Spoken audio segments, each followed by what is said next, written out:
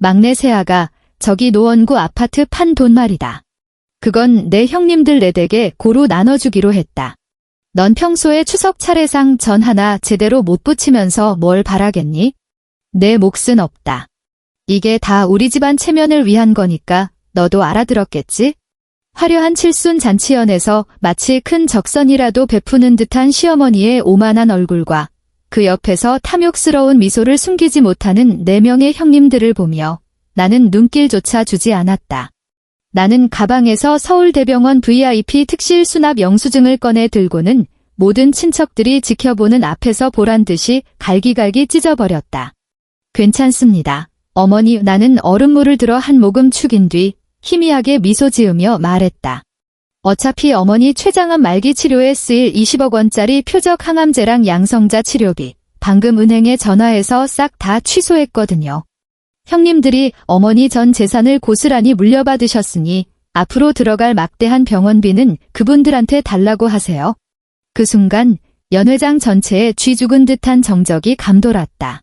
구독 버튼을 눌러 주인공이 앞으로 어떤 통쾌한 행보를 보일지 함께 지켜봐 주시기 바랍니다.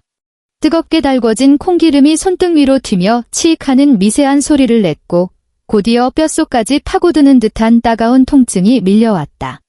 나는 움찔하지도 않은 채 그저 무감각하게 옆에 있던 기름 묻은 키친타월을 집어들어 순식간에 붉게 달아오른 손목 피부 위를 아무렇게나 꾹 눌렀다. 거실 바닥에는 싸구려 신문지가 어지럽게 깔려 있었고 공기 중에는 구역질 나는 매연 냄새와 동태 비린내 그리고 오랫동안 찌든 마늘 냄새가 뒤섞여 떠돌고 있었다. 내가 이 집안에 시집 온 지 벌써 5년째다. 명절인 추석과 설날이 돌아올 때마다 낡은 신문지가 깔린 이 비좁은 공간은 오롯이 나만의 지옥이 되었다. 얼음장처럼 차가운 바닥에 오랫동안 쪼그려 앉아있던 탓에 무릎은 이미 감각을 잃은 지 오래였다. 나는 기계적으로 나무 뒤집개를 사용해 프라이팬 위에 애호박전을 뒤집었다. 가장자리에 살짝 도는 노르스름한 빛깔이 눈을 찌르는 백열등 불빛 아래서 유난히 처량해 보였다. 무려 6시간 동안 제사상에 올릴 수백 장의 전은 숨쉬기조차 힘든 이 찜통 같은 부엌에서 오로지 나 혼자만의 손으로 완성된 것이었다. 거실 소파에서는 4명의 형님들이 얼음물을 들이켜며 텔레비전에서 나오는 주말 연속극을 보며 날카로운 웃음소리를 터뜨리고 있었다. 그녀들의 몸에서 풍기는 향수 냄새가 이따금 부엌으로 흘러들어와 싸구려 기름 냄새와 섞이며 지독히도 코를 찌르는 조롱처럼 느껴졌다. 큰형님은 오늘 강남으로 피부관리를 받으러 간다는 핑계로 늦었고 둘째 형님은 애들 학원이 늦게 끝났다고 둘러댔으며 셋째와 넷째 형님은 아예 변명조차 하지 않고 밥때가 다 되어서야 느긋하게 아파트 도어록을 누르고 들어왔다. 그리고 이 모든 일이 벌어지는 동안 밖에서는 번듯한 정장을 입고 명함의 팀장이라는 직함을 파고 다니는 내 남편은 안방에 틀어박혀 게임이나 하고 있었다. 부엌의 미닫이 문이 거칠게 열리며 끽하는 신경질적인 마찰음이 울렸다. 시어머니가 문가에 서 있었다. 영원히 누군가를 심사하고 흠잡으려는 듯한 그 눈빛은 마치 스캐너처럼 내 앞에 놓인 대나무 소쿠리들을 훑고 지나갔다. 어머니는 기름에 데인 내 손등을 보지도 않았고 힘들지 않냐고 묻지도 않았다. 그저 곧장 싱크대 쪽으로 걸어가더니 내가 방금 묶어둔 음식물 쓰레기 봉투를 왈칵 뜯어버렸다. 시큼하게 썩은 내가 훅 끼쳐왔다. 시어머니의 앙상한 손가락이 쓰레기 봉투 안을 마구 헤집더니 이내 획 돌아서서 흙이 잔뜩 묻은 대파뿌리 반쪽을 내 앞치마 위로 내동댕이 쳤다. 너 눈깔이 삐었니? 대파뿌리는 일반 쓰레기라고 내가 도대체 몇 번을 말해야 알아먹을래. 시어머니의 목소리는 낮게 억눌려 있었지만 이를 가는 듯한 증오가 서려 있었다. 예단 하나 아까워서 벌벌 떠는 궁상맞은 년이 어딜 감히 우리 집안을 이따위로 망쳐놔. 쓰레기 분리수거 하나 제대로 못하는 주제에 고추 달린 애 하나 못 낳고 우리 집안 대를 끊어먹은 게 당연하지. 그 대파뿌리는 내 앞치마를 타고 굴러떨어져 기름때가 묻은 신문지 위로 나뒹굴었다. 나는 나무 뒤집개를 꽉 쥐었다. 손가락 관절이 너무 힘을 준 나머지 병적으로 창백해져 있었다. 손등의 화상 자국은 여전히 욱신거렸지만 내 마음 한구석은 그 상처보다 10,000배는 더 찢어지는 듯했다.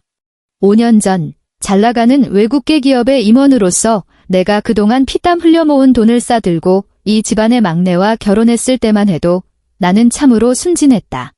내가 충분히 노력하고 진심을 다하면 이른바 서울의 중산층이라는 이 집안에 녹아들 수 있을 줄 알았다. 나는 비싼 예단을 준비하지 않았다. 왜냐하면 내 모든 돈을 경기도에 있는 우리 신혼 전셋집 보증금을 치르는 데 썼기 때문이다. 나는 결혼이란 두 사람이 서로 의지하며 살아가는 것이라 믿었지만 시어머니의 눈에 내가 해온 평범한 브랜드의 혼수들은 그녀의 자존심을 짓밟은 모욕이나 다름없었다. 안방에서 무거운 발소리가 들려왔다. 구겨진 실내복 차림의 남편이 슬리퍼를 질질 끌며 다가왔다.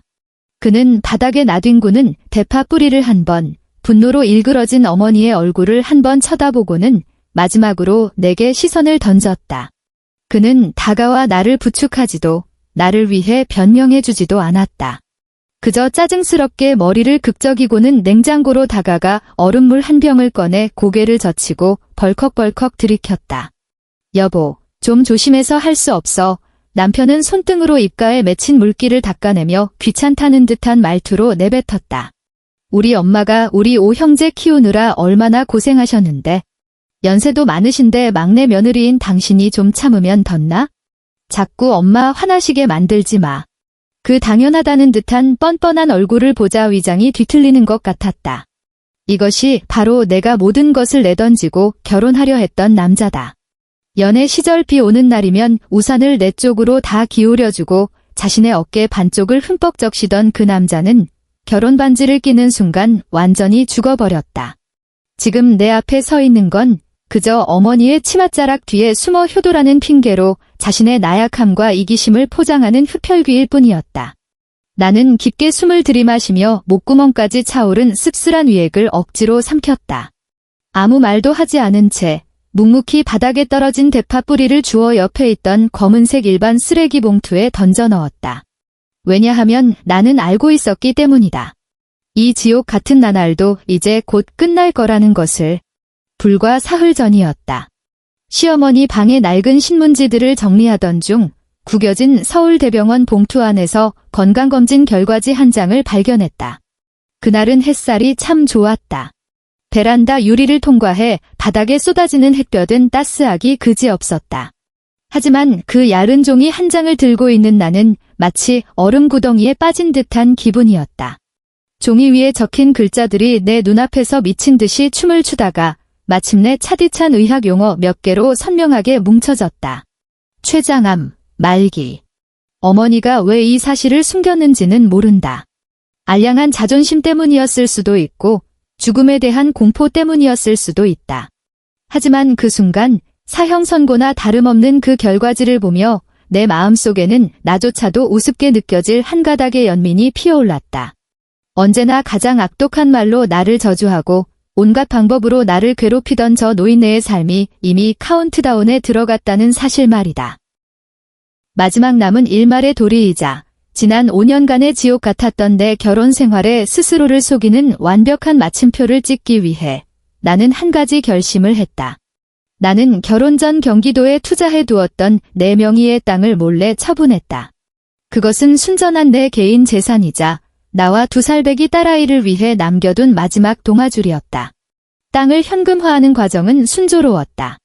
바로 어제 오후 나는 강남의 한 프라이빗 뱅크 VIP 룸에 앉아 온도가 딱 적당한 홍차를 마시며 자산관리사가 무려 20억 원이라는 거액을 서울대병원 VIP 의료 신탁 계좌로 예치하는 것을 지켜보았다. 그것은 오직 시어머니를 위해 미리 넣어둔 췌장암 치료 기금이었다. 나는 오늘 그러니까 시어머니의 칠순 잔치에서 이 묵직한 선물을 이 집안과의 마지막 작별 인사로 건넬 계획이었다. 나는 이 20억 원이라면 지난 5년간의 내 억울함을 보상받고 내가 뒤돌아 떠날 때 최소한의 품위를 지킬 수 있을 거라 착각했다. 하지만 내가 틀렸다. 나는 인간의 악함을 과소평가했고 이 집안 뼛속까지 새겨진 탐욕과 냉혈함을 얕보았다. 강남의 한 5성급 호텔 연회장. 크리스탈 샹들리에가 눈부시면서도 차가운 빛을 뿜어내고 있었다. 나는 주빈석 가장자리에 앉아 있었다. 오늘을 위해 특별히 산 검은색 벨벳 원피스를 입고 있었지만 몸에 너무 꼭 맞아 숨이 막힐 지경이었다. 연회장 안에는 잔잔한 클래식 음악이 울려 퍼졌고 공기 중에는 값비싼 샴페인 향과 온갖 고급 향수 냄새가 뒤섞여 떠돌았다. 내 가방 안에는 이 연회장의 결제 영수증이 고스란히 들어있었다. 자그마치 2,500만 원, 전부 내 신용카드로 먼저 긁어 결제한 금액이었다. 하지만 지금 이 순간 내 4명의 형님들은 이번 시즌 샤넬과 에르메스 신상을 걸친 채 와인잔을 들고 마치 꽃나비처럼 친척들 사이를 누비고 있었다. 어머, 고모님. 이것 좀 더 드셔보세요. 저희 네 동서가 어머니를 위해 특별히 고른 호텔이잖아요. 이 전복 미역국은 무려 12시간이나 푹 끓여낸 거랍니다. 큰형님은 입을 가리고 교태롭게 웃었다. 그녀의 손목에 채워진 까르띠에 시계가 조명 아래서 번쩍거렸다. 그럼요, 어머니 칠순 잔치인데 저희가 얼마나 신경을 썼는데요. 어머니만 기뻐하신다면 돈이 얼마가 들든 아깝지 않죠. 둘째 형님도 옆에서 맞장구를 치며 은근슬쩍 내 쪽을 향해 숨기지 못할 경멸의 눈빛을 흘겼다. 친척들은 연신 감탄사를 내뱉으며 어머니가 참복도 많아서 저렇게 효심 깊은 며느리 넷을 두었다고 칭찬해댔다. 아무도 나를 쳐다보지 않았다. 나는 마치 투명 인간이거나 이 화려한 무도회에 실수로 끼어든 천박한 하녀 같았다. 나는 내 앞에 놓인 얼음물을 들어 가볍게 한 모금 마셨다. 차가운 액체가 목구멍을 타고 위장으로 흘러들어가며 짧은 각성을 가져다 주었다. 가방 속에 든 두툼한 의료 신탁 계약서를 내려다보며 나는 이것을 언제 꺼내야 할지 아직 주저하고 있었다. 바로 그때 홀 안의 스피커에서 귀를 찢는 듯한 마이크 하울링 소리가 울려 퍼졌다.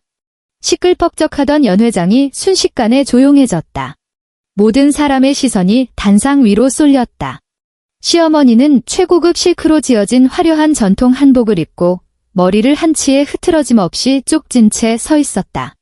마이크 앞에 선 그녀의 앙상한 손에는 누렇게 바랜 서류 봉투 하나가 들려 있었다.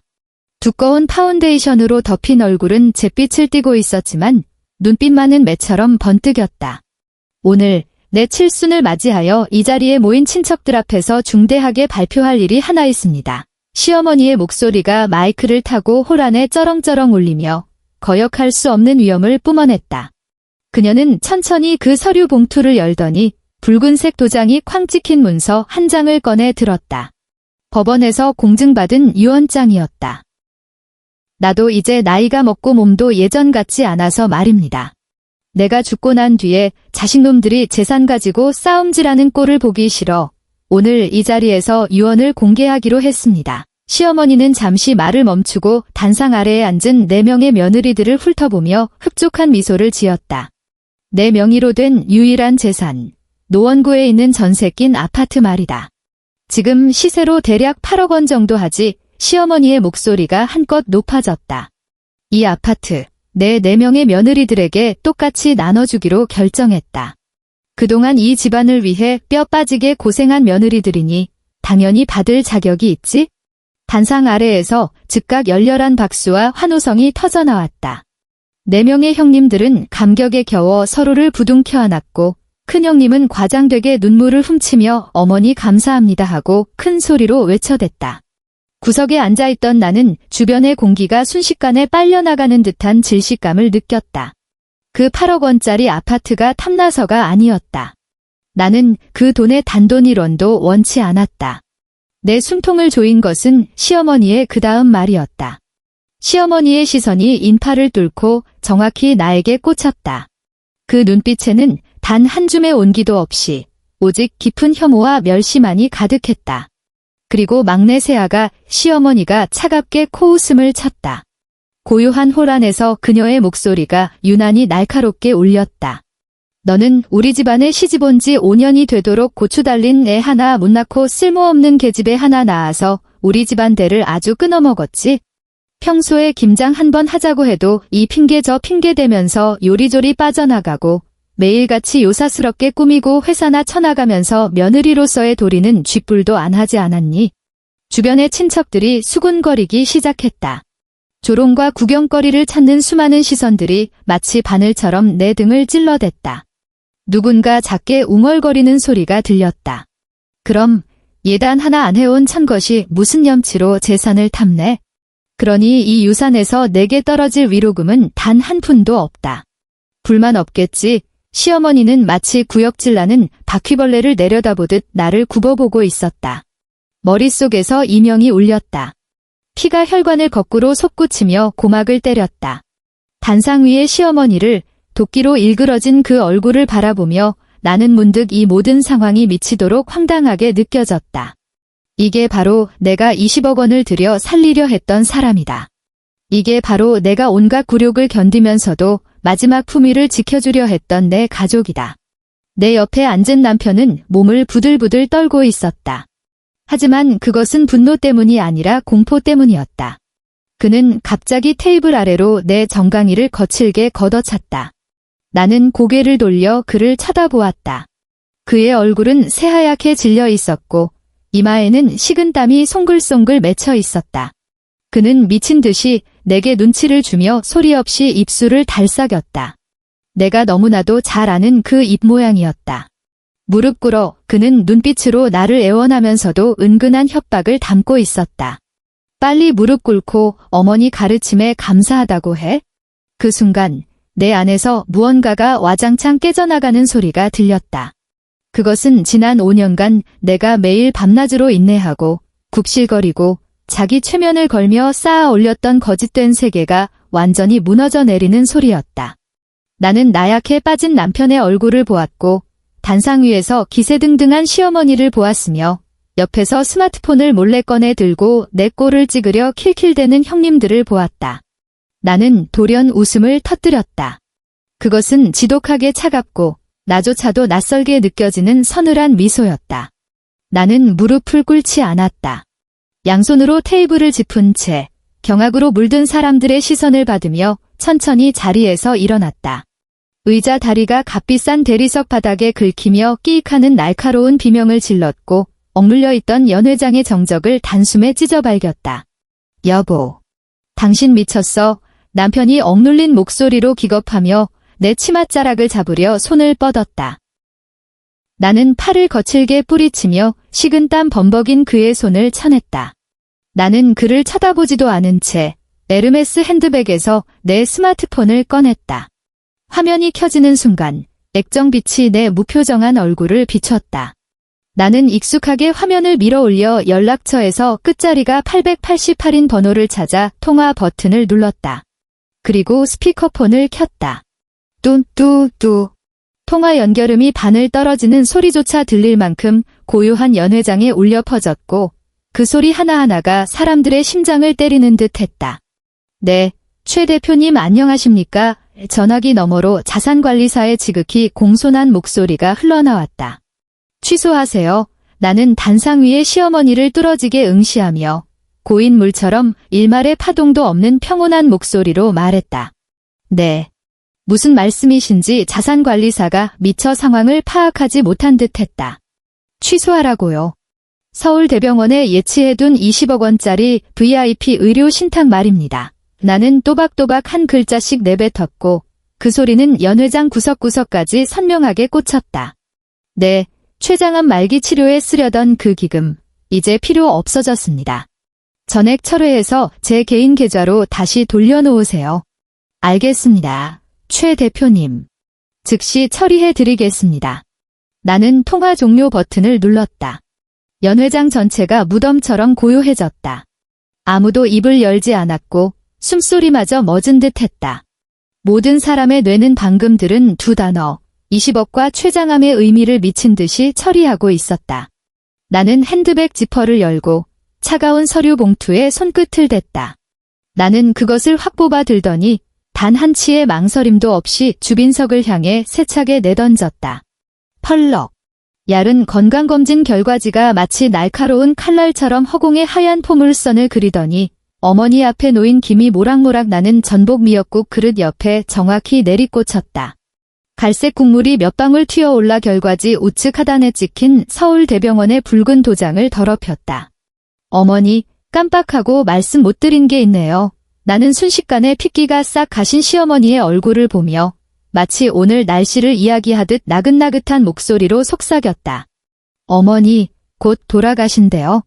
시어머니의 동공이 미친 듯이 수축했고 몸이 휘청거리며 크게 흔들렸다. 쪼글쪼글한 입술이 반쯤 벌어졌지만 어떤 소리도 새어나오지 않았다.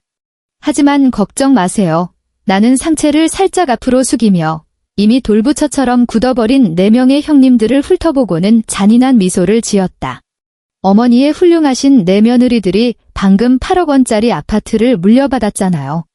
그렇게나 효심이 지극한 분들이니 십시일반 돈을 모아 어머니를 꼭 살려내실 겁니다. 안 그런가요? 그 말은 마치 끓는 기름통에 던져진 폭탄과도 같았다. 순식간에 연 회장 전체가 폭발했다. 최장암, 큰형님이 비명을 질렀고 공들여 한 화장이 흉측하게 일그러졌다. 그녀는 기겁하며 뒤로 물러서다가 하이힐이 꺾여 바닥에 나동그라질 뻔했다. 20억. 치료비가 20억이라고 둘째 형님의 목소리가 사시나무 떨듯 떨렸다. 그녀는 테이블 위의 결과지를 마치 치명적인 독극물이라도 되는 양 뚫어지게 쳐다보았다. 연 회장은 순식간에 아수라장이 되었다.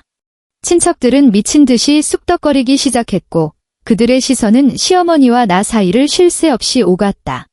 어머니, 불치병에 걸렸으면 진작 말씀을 하셨어야죠. 셋째 형님이 삿대질을 하며 단상 위에 시어머니를 향해 꽥소리를 질렀다. 목소리가 너무 날카로워 쇳소리가 났다. 어머니 이미 알고 계셨던 거죠? 그 다 썩어가는 아파트 쪼가리 우리한테 던져주고 이 밑 빠진 독 같은 병원비를 우리 보고 다 뒤집어 쓰라는 심산이었어요. 우리 피를 아주 말려주길 작정이세요. 맞아요. 넷째 형님도 정신을 차리고는 들고 있던 와인잔을 테이블에 쾅소리 나게 내려놓았다. 이 아파트 우리 안 받아요. 가질 사람이나 가지라지. 우리 집은 당장 애들 학원비 낼 돈도 없는데 무슨 놈의 말기 암 치료비가 있다고 그래요? 방금 전까지만 해도 고부간의 정을 과시하며 서로 공을 미루던 네 여자는 피냄새를 맡은 하이에나처럼 순식간에 가장 흉악한 이빨을 드러냈다. 그녀들은 비틀거리는 시어머니를 부축하기는커녕 행여나 불똥이 튈까 봐 기를 쓰고 뒤로 꽁무니를 뺐다. 시어머니는 단상 위에 선 채 삭풍에 나붓기는 마른 잎처럼 온몸을 사시나무 떨듯 떨고 있었다. 그녀의 가슴이 격렬하게 오르내렸고 목구멍에서는 쇳소리 섞인 거친 숨소리가 뿜어져 나왔다. 원래도 매서웠던 그녀의 두 눈에는 이제 절망과 경악, 그리고 극도의 분노만이 이글거리고 있었다. 그녀는 눈에 핏발을 잔뜩 세운 채 나를 노려보았다. 당장이라도 나를 산채로 찢어 죽일 듯한 기세였다. 이 천박한 년 시어머니가 이를 부득부득 갈며 쥐어짜듯 내뱉었다. 그녀는 갑자기 발작이라도 일으킨 사람처럼 테이블 위에 있던 두껍고 묵직한 가죽 메뉴판을 획 거머쥐더니 온몸에 체중을 실어내 머리를 향해 미친 듯이 집어 던졌다. 죽어버려. 메뉴판이 바람을 가르며 무서운 속도로 날아왔다. 나는 피하지 않았다. 극도의 광기로 일그러진 그 늙은 얼굴과 눈가에 깊게 파인 주름을 차갑게 응시하며 천천히 오른손을 들어 올렸다.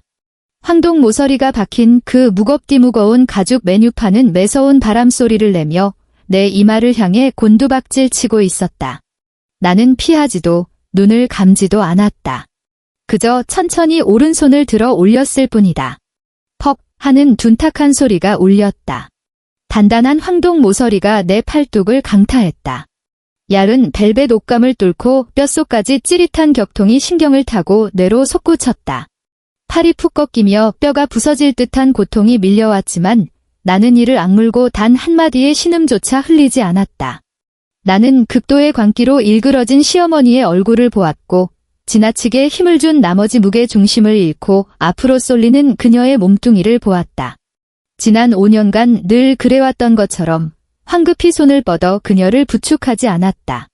나는 그저 차갑게 얻어맞은 팔을 뒤로 뺀 다음 손등으로 허공에 대고 가볍게 그러나 아주 단호하게 그녀를 한번 밀어냈다. 아주 미세한 동작이었지만 그것은 허영심으로 가득 찬 이 늙은 여자를 무너뜨리는 마지막 일격이 되었다. 원래도 기력이 쇠약했던 시어머니의 몸은 중심을 잃는 순간 마치 솜이 다 빠진 낡은 헝겊 인형처럼 뻣뻣하게 뒤로 나자빠졌다. 와장창 그녀는 두꺼운 카페 투이 깔린 주빈석 옆으로 무겁게 처박혔다. 덜미를 잡힌 팔이 테이블 위를 휩쓸며 수백만 원을 호가하는 화려한 샴페인 타워를 그대로 덮쳤다. 수많은 크리스탈 와인잔들이 엄청난 충격에 산산조각 났고 연금빛 샴페인이 날카로운 유리 파편들과 뒤섞여 시어머니의 화려한 한복 위로 폭우처럼 쏟아져 내렸다. 엄마.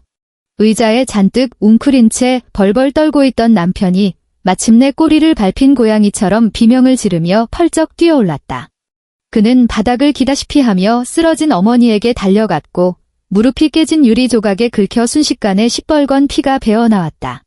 구급차. 빨리 119 안 부르고 뭐해? 다들 멍청하게 서서 뭐 하는 거야? 남편은 이미 돌부처처럼 굳어버린 친척들을 향해 눈물 콧물을 범벅인 채로 발악하듯 소리를 질러댔다. 그리고 내 4명의 훌륭하신 형님들은 그 순간 마치 발바닥에 뿌리라도 내린 듯 그 자리에 꼼짝 않고 못 박혀 있었다.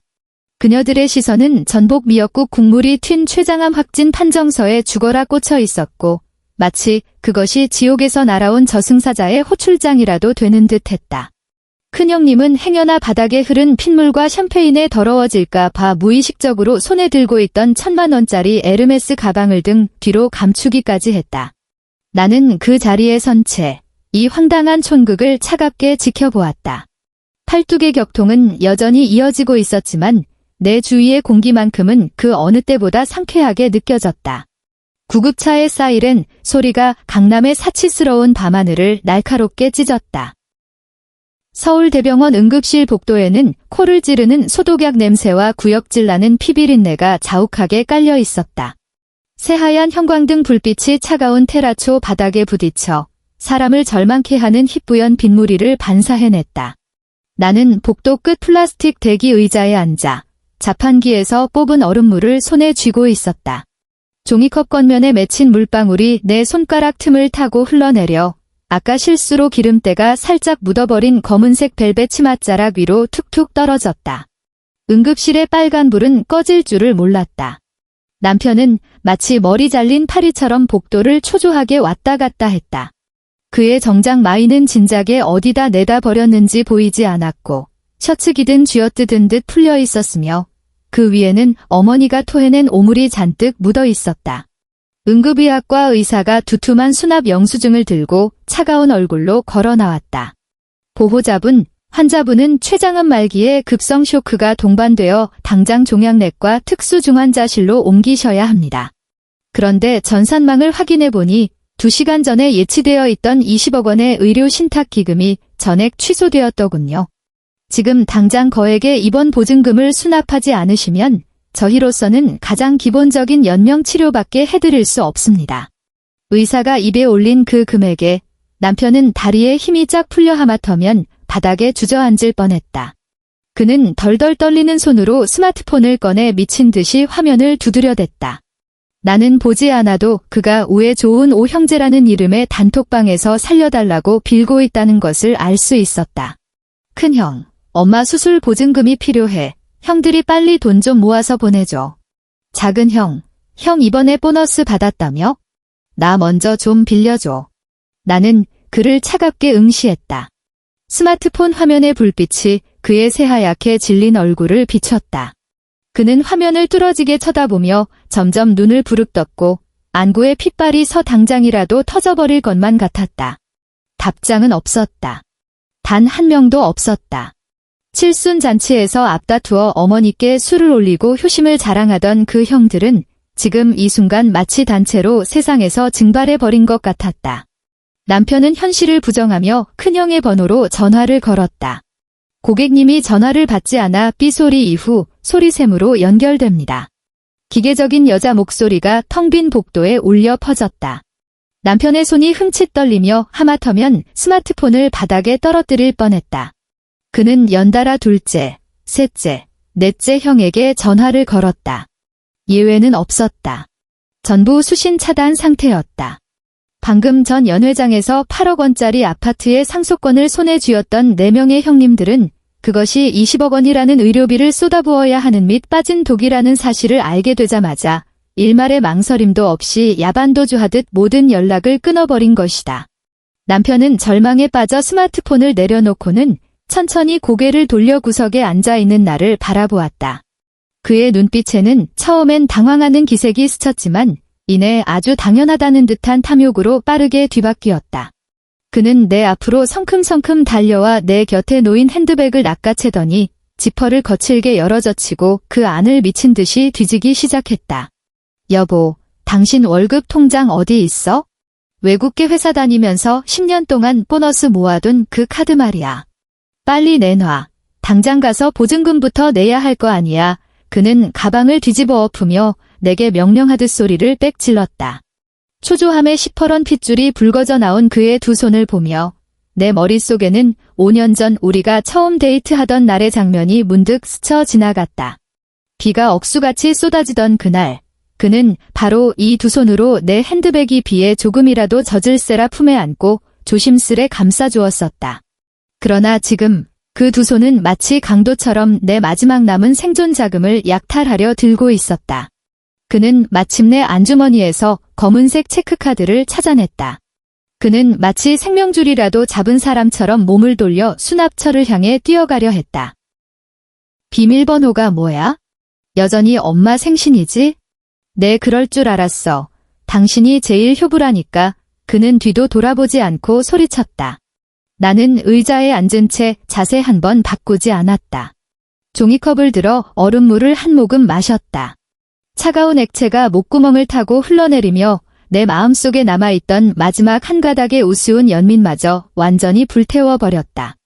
비밀번호는 내 딸 생일이야의 내 목소리는 크지 않았지만 죽은 듯 고요한 복도에서는 소름 끼치도록 또렷하게 울렸다.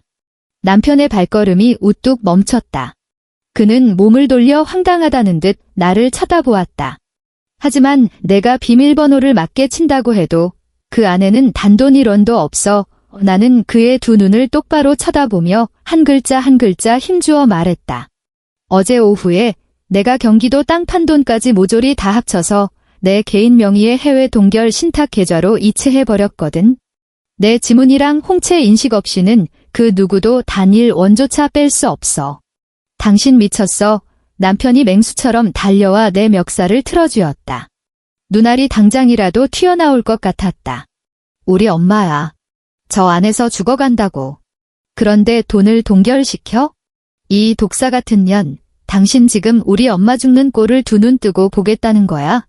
이거 놔. 나는 일말의 온도도 없는 눈빛으로 그를 차갑게 쏘아보았다. 못 놔. 오늘 무조건 그 돈 내놔. 노원구 전셋집은 상속 절차도 밟아야 하고 당장 팔리지도 않아. 세입자도 안 나갔단 말이야. 지금 우리한테 남은 건 당신 돈뿐이라고. 그는 히스테릭하게 발악하며 내 얼굴에 침을 튀겼다. 노원구 전셋집이라는 단어를 듣는 순간 나는 픽 하고 웃음이 터졌다. 온몸이 떨리도록 눈물이 찔끔 날 정도로 웃음이 났다. 나는 그의 손을 거칠게 쳐내고 자리에서 일어나 그가 움켜쥐어 구겨진 옷깃을 반듯하게 매만졌다. 뭘 쪼개. 이 미친년아. 남편은 내 웃음소리에 소름이 돋았는지 무의식적으로 뒷걸음질을 쳤다. 바로 그때 복도 끝 엘리베이터 문이 띵 하는 소리와 함께 열렸다. 요란한 하이힐 소리가 응급실의 정막을 깨뜨렸다. 내 4명의 형님들이 각자의 남편들을 대동하고 기세등등하게 들이닥쳤다. 그녀들의 공들인 화장은 이미 군데군데 얼룩져 있었지만 두 눈의 서린 탐욕과 분노만큼은 그 어느 때보다도 이글거리고 있었다. 막내야. 너 도대체 무슨 수작을 부린 거야? 큰형님이 맨 앞으로 뛰쳐나와 내 남편의 코앞에 삿대질을 하며 쌍욕을 퍼부었다. 어머니 도대체 어떻게 되신 거야? 의사가 20억이 필요하다고? 그 아파트 우리 아직 손에 쥐지도 못했어. 우리한테서 단돈 1원이라도 뜯어낼 생각일랑 꿈도 꾸지 마. 맞아. 내 막내 마누라가 화병나게 해서 쓰러지신 거니까 병원비는 당연히 너희가 내야지.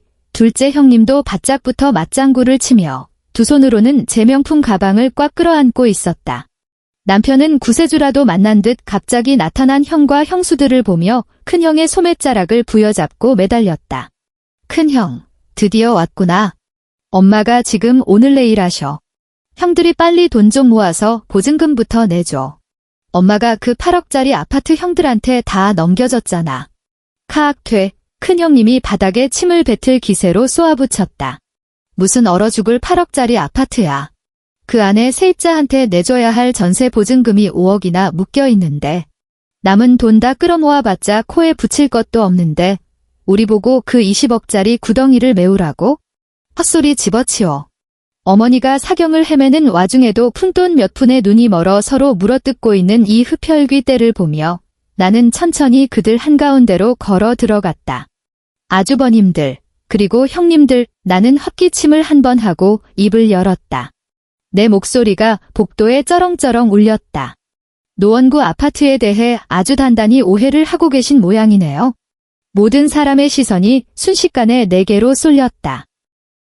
나는 스마트폰을 꺼내 사진첩을 열고 거액을 주고 흥신소에서 빼낸 서류 사진 하나를 띄웠다. 나는 스마트폰을 그들에게 건네지 않고 허공에 치켜든 채 아주 느릿하고 서늘한 어조로 그 안의 내용을 줄줄 읽어 내려갔다. 석 달 전 형님들이 가장 예뻐해 맞이하는 막내 도련님, 즉 제 남편이 그 아파트 등기권리증을 들고 명동에 있는 불법 대부업체를 찾아갔습니다. 남편의 얼굴은 순식간에 백지장보다 더 하얗게 질렸다. 그는 입술을 덜덜 떨며 내 스마트폰을 낚아채려 달려들었지만 내 얼음장 같은 눈빛 한 번에 그 자리에 산채로 못 박혀버렸다. 이 인간이 세입자 전세 보증금 5억을 몽땅 담보로 잡힌 것도 모자라 연이율 30%짜리 사채를 써서 추가로 4억 원을 더 빌렸더군요에 나는 점점 핏기가 가시는 큰형님의 얼굴을 보며 말을 이었다. 무려 9억 원 후 그 돈을 전부 루나 코인이라는 가상화폐에 꼬라박았습니다. 그리고 바로 지난주에 그 코인은 완전히 휴지 조각이 되어 상장 폐지되었죠. 복도에는 숨막히는 정적이 흘렀다. 오직 응급실 안에서 들려오는 의료기기의 삑삑거리는 기계음뿐이었다. 너 지금 무슨 헛소리를 짓거리는 큰형님의 목소리는 문장을 잇지 못할 정도로 덜덜 떨렸다. 그녀는 내 스마트폰 화면을 뚫어져라 쳐다보며 어떻게든 꼬투리를 잡아보려 애썼다.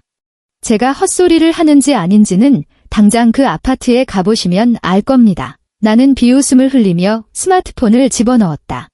제 예상이 맞다면 지금쯤 법원 집행관들이 그 아파트 현관문이며 텔레비전, 냉장고 구석구석에 새빨간 압류 딱지를 덕지덕지 붙이고 있을 테니까요.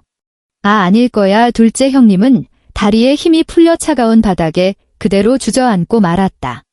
진짜 하이라이트는 지금부터입니다. 나는 그들을 깔아보며 마지막이자 가장 치명적인 일격을 날렸다. 그 사체 연대보증인 서명란에 어머니 이름 석자가 아주 또렷하게 적혀 있거든요.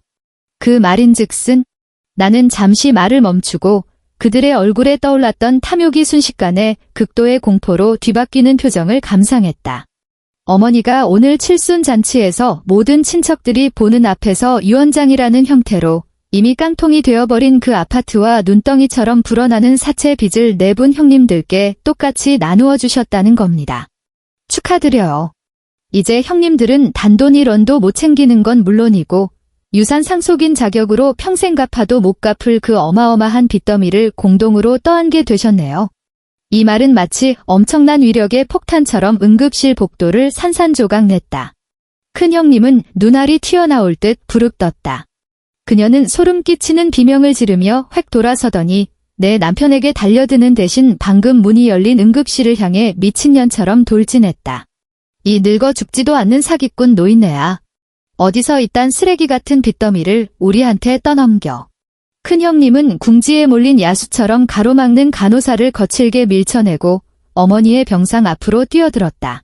막 쇼크에서 깨어난 어머니는 코에 산소 호스를 꽂은 채 힘겹게 눈을 뜨고 있었다. 그러고도 우리한테 병원비를 내놓으라고 해? 확 죽어버려. 당장 되지라고. 둘째, 셋째, 넷째 형님도 그제야 정신을 차렸다. 그녀들은 완전히 이성을 잃고 비명을 지르고 쌍욕을 퍼부으며 벌떼처럼 응급실 안으로 우르르 몰려 들어갔다. 평소 교회에서 고상하고 우아하게 굴던 권사님, 집사님들이 지금은 세상에서 가장 상스러운 시정잡배가 되어 있었다. 그녀들은 병실 안에서 난투극을 벌였다. 큰형님은 어머니의 듬성듬성한 머리채를 휘어잡았고 둘째 형님은 환자복을 쥐어뜯었다. 미친 듯한 몸싸움 속에 무거운 쇠기둥 링거대가 요란하게 쓰러지며 차가운 타일 바닥을 강타했다. 비비비. 심전도 모니터가 날카로운 경고음을 울려댔다. 어머니의 손등에 꽂혀있던 링거 바늘이 억지로 뽑혀나가면서 시뻘건 피가 솟구쳐 새하얀 침대 시트를 붉게 물들였다. 어머니는 쪼글쪼글한 입을 쩍 벌린 채 목구멍으로 컥컥거리며 숨을 헐떡였고 한때 기세등등했던 그녀의 두 눈에는 이제 극도의 공포와 절망만이 가득했다. 경비. 빨리 경비원 불러요. 의사와 간호사들이 비명을 지르며 그녀들을 떼어놓으려 뛰어들었다. 응급실 전체가 생지옥 같은 아수라장으로 변해버렸다. 나는 복도에 서서 그 모든 광경을 고요하게 지켜보았다. 안에서 들려오는 저주 섞인 쌍욕, 기계의 경고음, 그리고 유리병이 와장창 깨지는 소리를 들으면서 나는 천천히 몸을 돌렸다. 바닥에 주저앉아 겁에 질려 오줌까지 지린 남편은 두 번 다시 쳐다보지도 않았다. 나는 발걸음을 내디뎠다. 하이힐이 테라초 바닥에 부딪히며 맑고 단호한 박자를 만들어냈고 나는 한 걸음 한 걸음 썩은 내가 진동하는 이 건물을 빠져나왔다. 밖에는 비가 억수같이 쏟아지고 있었다. 차가운 빗물이 내 얼굴을 때렸지만 오히려 지난 5년 동안 내 몸에 찌들어 있던 찌든 기름 냄새와 굴욕감을 말끔히 씻어내 주었다.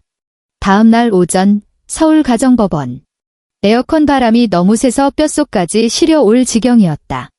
나는 변호사 사무실의 가죽 소파에 앉아 증거 자료가 꽉 찬 서류 봉투를 정장 차림의 변호사 앞으로 밀어주었다.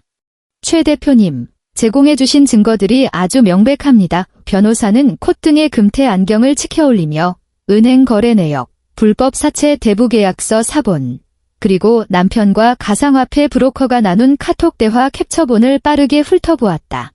재산 분할 같은 건 필요 없습니다. 나는 창밖의 잿빛 하늘을 응시하며 얼음장처럼 차가운 목소리로 말했다.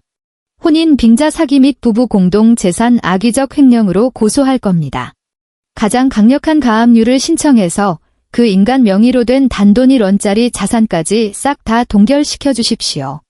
원하시는 바가 아주 명확하시군요. 변호사가 고개를 끄덕였다.